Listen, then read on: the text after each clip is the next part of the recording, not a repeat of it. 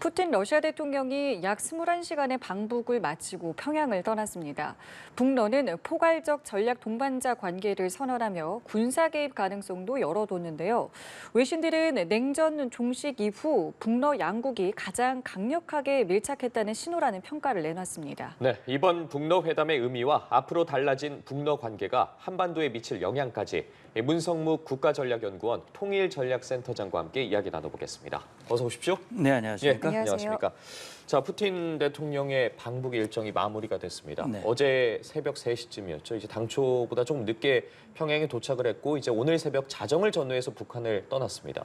러시아의 언론 보도에 따르면 거의 한 21시간 가까이 이제 북한에 체류를 했고 김정은 위원장과는 10시간 넘게 대화를 했다고 하거든요.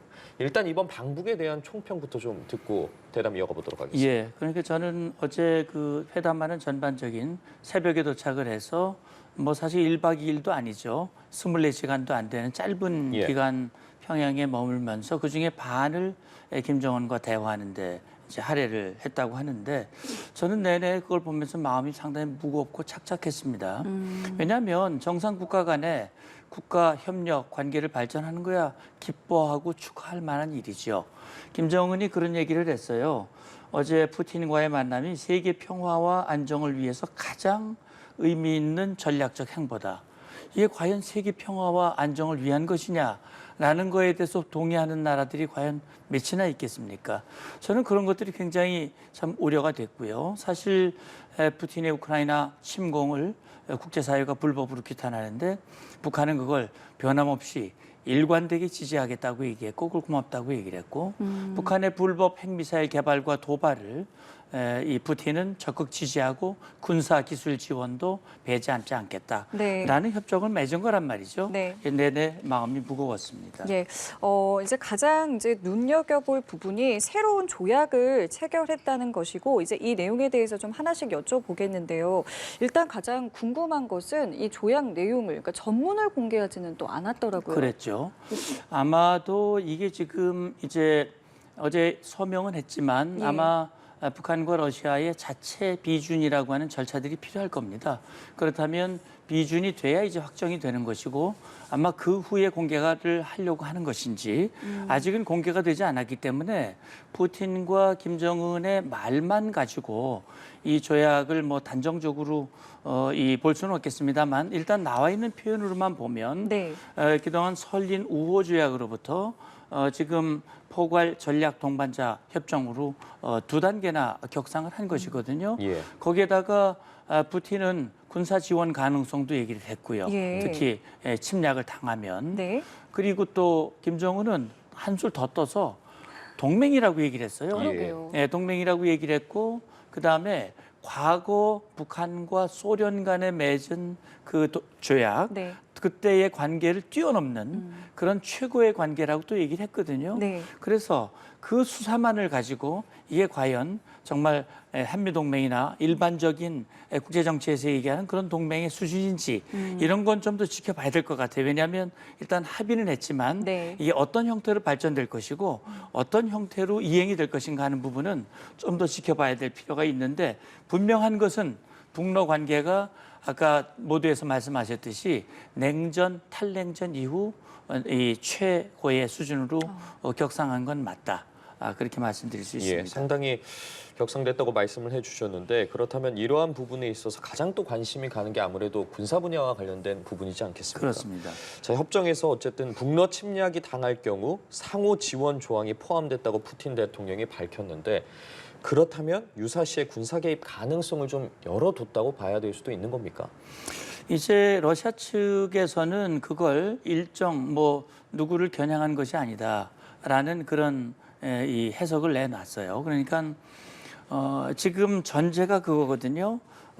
침략을 당할 경우라고 그랬는데 그럼 역사를 돌아봤을 때 북한이 정전협정 체결 이후 어느 나라로부터 침략당한 적이 있는가?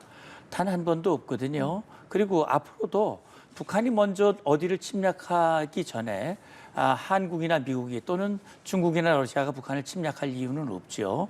그런 걸로 봤을 때 이 전제라고 하는 것이 과연 실제할 수 있는 것인가. 러시아도 마찬가지입니다. 그렇기 때문에 이 전제 자체가 일단 문제가 있고요. 또 한 가지는 상호 지원이라고 하는 것이 이게 뭐 어느 정도 지금 실제 우크라이나와 전쟁을 치르고 있는 러시아에 대해서 북한이 지원을 하고 있거든요.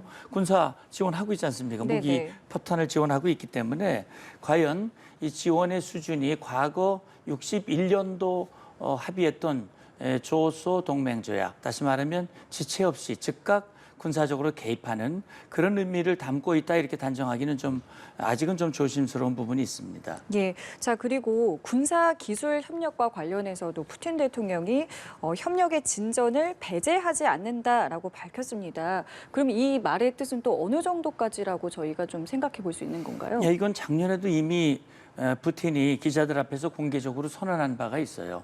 북한 김정은이 정말 간절히 원하는 것이 정찰 위성을 보유하는 겁니다. 그런데 이 정찰 위성이라는 게 뭡니까? 군사적인 목적 아닙니까? 결국 핵탄두, 핵미사일을 정확하게 목표를 타격하기 위해서 필요한 게 정찰 위성인데 그 군사적 목적으로 개발하는 정찰 위성을 지원하기 위해서 보스토친이 우주기지에서 만났고 공개적으로 지원하겠다라고 얘기를 했습니다. 그리고 실제 작년 9월 정상회담이 끝난 후에 북한이 두 번 실패하고 세 번째 발사한 그 정찰 위성이 궤도에 올려놨단 말이죠. 네. 그리고 지금 금년에 이제 지난달 말에 실패는 했습니다만 이 새로운 기술이 결국 러시아가 지원해 준 기술이라고 하는 것은 뭐 다 알고 그렇게 인정하는 것이죠. 그러니까 정찰 위성을 포함해서 지금 북한이 간절히 바라고 있는 특히 김정은이 5개 국방 목표를 제시한 그런 중요한 그 기술 지원을 김정은은 원하고 있고 푸틴은 배제하지 않겠다고 얘기했기 때문에 네. 그게 과연 어느 수준에서 어느 정도로 지원이 될지는 알 수 없지만 어쨌든 간에 그 지원이라고 하는 것은 대한민국 안보는 물론이고 지금 지역 안보를 흐트리는 그런 위험한 요소이기 때문에 미국이 강력히 대처하겠다고 이야기한 것입니다. 예. 그래서 어쨌든 그 구체적인 내용들에 대해서도 계속해서 이야기가 나오고 있는 건데, 자, 북한과 러시아 모두 이번에 맺은 조약에 대해서 전문을 앞서 말씀해 주신 것처럼 공개를 하진 않았습니다. 이에 푸틴 대통령이 김정은 위원장을 모스크바로 초청한 것을 두고 그렇다면 이 조약과 관련해서 좀 각자 비준 절차를 마친 뒤에 비준서를 들고 모스크바에서 만나자 이런 의미로 봐야겠습니까? 그렇다면 아마 이때 좀 공개가 네, 될까요? 그런 뜻도 아마 담겨 있지 않을까 하는 생각이 들어요. 그리고 실제 지금 국제사회가 주목을 하고 있고 특히 푸틴의 방북을 미국에서는 불법으로 간주하고 있고 이 불법 협력에 대해서 강력한 조치를 취하겠다, 차단 조치를 취하겠다라고 경고를 하고 있고 또 우리 대통령실에서도 러시아를 향해서 선을 넘지 말 것을 요구를 한 바가 있거든요. 네. 푸틴으로서는 북한이 중요합니다. 그래서 이 김정은의 요구를 외면할 수 없는 그런 측면이 분명히 있지만 동시에 푸틴으로서는 또 자기들이 받게 될 불이익, 특히 국제사회의 주목, 우려 이런 것들을 염두에 두지 않을 수가 없기 때문에 조약 전문이 미리 공개가 돼서 그것이 러시아에게 오는 불이익 그런 것들도 염두에 두지 않았을까 하는 생각이 들고요. 이제 어떻게 보면 셔틀 외교를 이 정립을 하고 푸틴이 말한 대로 이제 북한과 러시아의 관계를 장기적 관점에서 전면적 차원에서 발전시킬 수 있는 틀을 만드는 그래서 이제 김정은을 모스크바로 초청을 했는데 궁금한 거는 과연 김정은이 모스크바를 뭘 타고 갈까 이게 궁금합니다.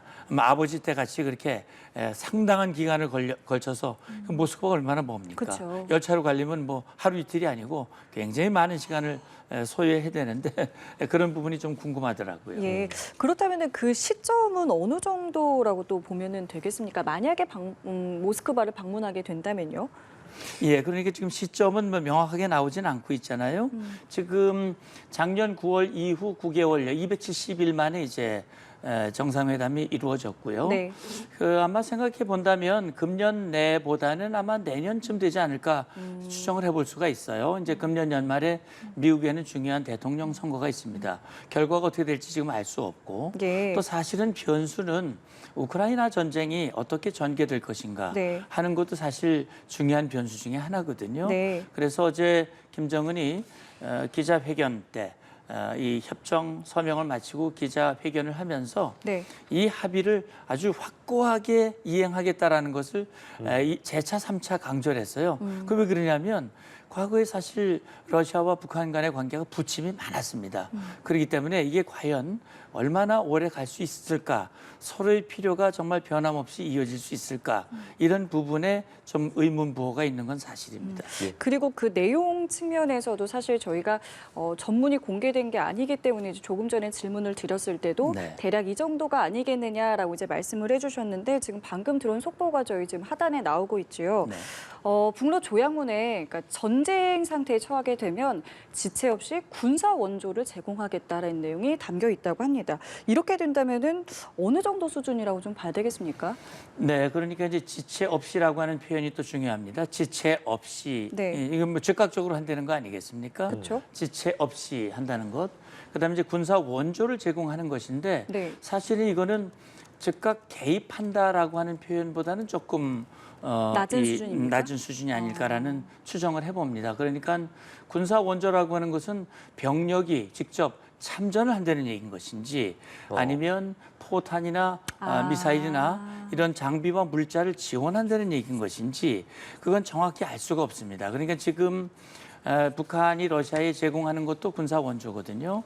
역시 만약에 러시아가 북한이 그런 교전 상태에 처했을 때 예. 그럴 때 러시아가 과연 병력, 장비, 군사기술 여러 가지 형태 중에서 또는 그 관련된 자원이라든지 재정적인 지원이라든지 네. 뭐 수준이 여러 가지가 있을 수가 있어요. 그러니까 6.25 전쟁 당시에도 보면 지금 16개 나라가 직접 전투 병력을 파견을 했었고 네. 상당히 많은 나라들은 재정적인 지원이라든지 또 다른 지원을 하기도 했어요. 그러니까 지금 이 군사 원조라고 하는 것이 어떤 수준인지 아주 명확하지 않기 때문에 앞으로 비준 과정이라든지 또는 이 조약이 맺어지면 이걸 이행하기 위한 후속 협정들도 또 필요하고 네. 또 이행하기 위한 후속 협의체 같은 것들이 있어야 되는데 이게 과연 앞으로 어떻게 될지는 좀 더 지켜봐야 될 것 같습니다. 관련한 이야기를 조금 더 해보자면 앞서 어쨌든 김정은 위원장 같은 경우에는 동맹 관계 수준에 올랐었다고 말을 했는데 푸틴 대통령 같은 경우에는 동맹이란 단어를 직접적으로 언급을 하지 않았습니다. 그런데 조금 전 들어온 속보를 봐도